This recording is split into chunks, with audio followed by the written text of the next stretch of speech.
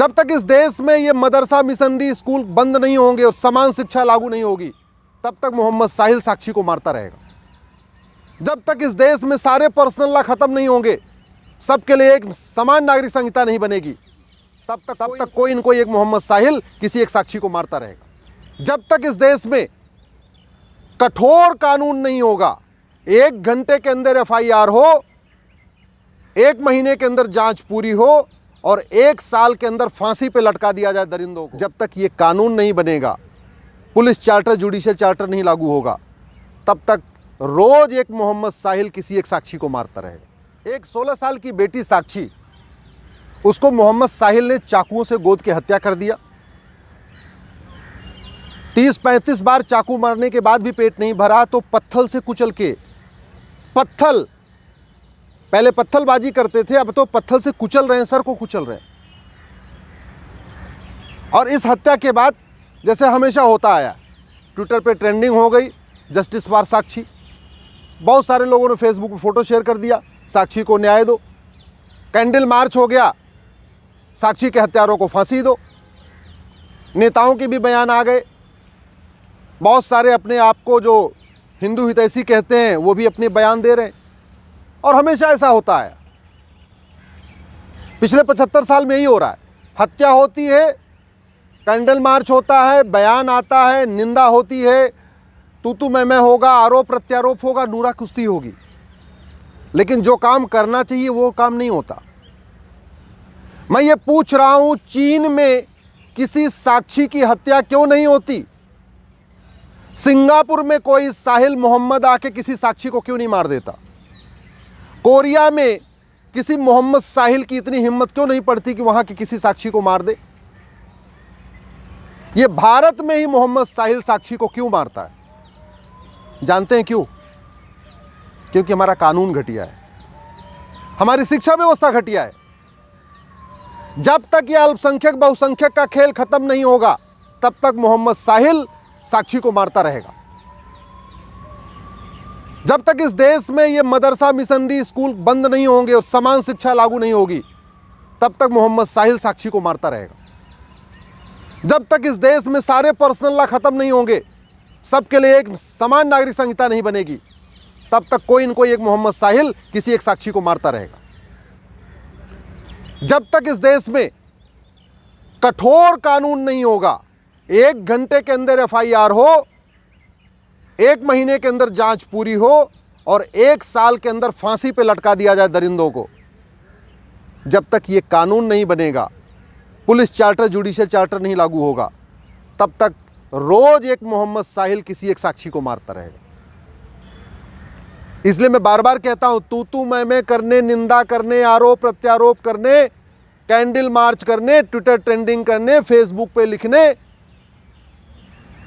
फांसी की मांग करने से फांसी नहीं होगी। फांसी देने के लिए तो कानून बनाना पड़ेगा, नार्को पॉलीग्राफ ब्रेन मैपिंग कानून बनाना पड़ेगा। अब उससे पुलिस पूछताछ कर रही, चलती रहेगी पूछताछ, गवाहों के बयान होते रहेंगे, इधर जिरा होगी, उधर जिरा होगी, यही चलेगा, फांसी नहीं होगी। आज तक फांसी हुई किसको? कमलेश तिवारी के हत्यारों को फांसी हो गई क्या?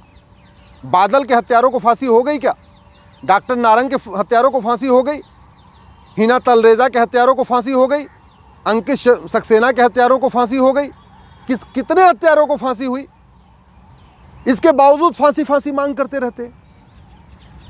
अरे भैया, फांसी की मांग करने से फांसी होनी होती तो अब तक 1000-2000 को फांसी हो गई होती, किसी को नहीं हुई।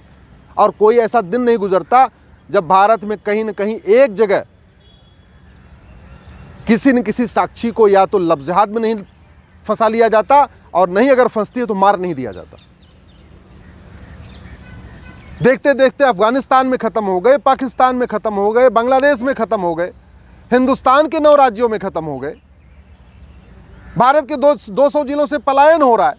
इसके बावजूद भी अभी जो काम होना चाहिए उसकी मांग करते ही नहीं। टीवी में डिबेट होती है, लेकिन जिहाद का समाधान क्या, उस पर चर्चा नहीं होती। पुलिस रिफॉर्म, जुडिशियल रिफॉर्म करना पड़ेगा जिहाद को रोकना है तो। ये जो विशेष कानून, विशेष दर्जा, विशेष योजना, विशेष जो स्पेशल स्टेटस है, इसको ख़त्म करना पड़ेगा। ये अल्पसंख्यक बहुसंख्यक का कॉन्सेप्ट खत्म करना पड़ेगा, माइनॉरिटी मेजॉरिटी का कॉन्सेप्ट खत्म करना पड़ेगा। मदरसा मिशनरी स्कूल बंद करना पड़ेगा, गुरुकुल शिक्षा लागू करनी पड़ेगी, वैदिक शिक्षा लागू करनी पड़ेगी, जिससे क्या खाना है क्या नहीं खाना, क्या पढ़ना क्या नहीं पढ़ना, क्या देखना क्या नहीं देखना, क्या सुनना है क्या नहीं सुनना, इस चीज का भाव बच्चे में बचपन में डालना पड़ेगा। ये पर्सनल लॉ खत्म करके समान नागरिक संहिता लागू करना पड़ेगा, तब जाके सबके बीच में प्रेम बढ़ेगा, तब जाके साक्षी बचेगी। ऐसे नहीं बचेगी बतौलेबाजी करने से, भाषणबाजी करने से। घुसपैठियों के खिलाफ फांसी देने का कानून बनाना पड़ेगा, जिहादियों को फांसी देने का कानून बनाना पड़ेगा, और न्यायिक व्यवस्था ठीक हो, न्यायिक व्यवस्था 1 साल के अंदर सजा होना शुरू हो जाए, इसके लिए जुडिशियल चार्टर लागू करना पड़ेगा। मेरा आप लोगों से हाथ जोड़ के निवेदन है, इस वीडियो को घर घर पहुंचाइए, अधिक से अधिक शेयर करिए। बहुत हो गया तू मैं, बहुत हो गया नूरा कुश्ती, बहुत हो गया आरोप प्रत्यारोप। इससे कुछ नहीं होने वाला, न जिहाद रुकेगा, न मजहबी उन्माद रुकेगा, न साक्षी बचेगी। देश को बचाना है, सनातन संस्कृति को बचाना है, तो कानून बनाना पड़ेगा। Police reform, judicial reform, election reform करना पड़ेगा, एजुकेशन रिफॉर्म करना पड़ेगा। इसलिए मेरा आपसे निवेदन है, इस वीडियो को अधिक से अधिक लोगों तक पहुंचाइए। अपने सांसदों को टैग करके ट्वीट करिए, अपने क्षेत्र के विधायकों तक पहुंचाइए, अपने सारे व्हाट्सएप ग्रुप में फैलाइए। लोगों को पता चलना चाहिए कि समाधान कानून बदलना ही है। कानून बदलने से समाधान होगा, अच्छी अच्छी बातें करने से नहीं।